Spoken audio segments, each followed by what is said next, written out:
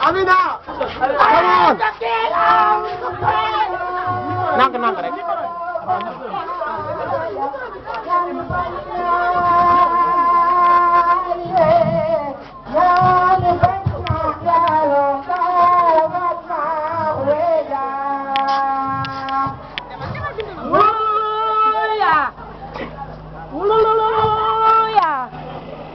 Yes, baby.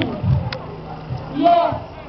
We know that you wouldn't have to say any word without your giving. Yes.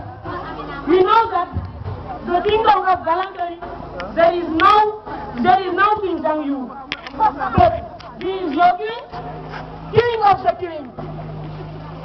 They say there is no kingdom without your king.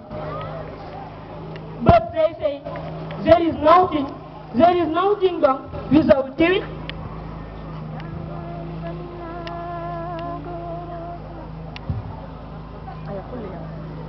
Brother! Yes, brother! What are the members of this kingdom? They are English now.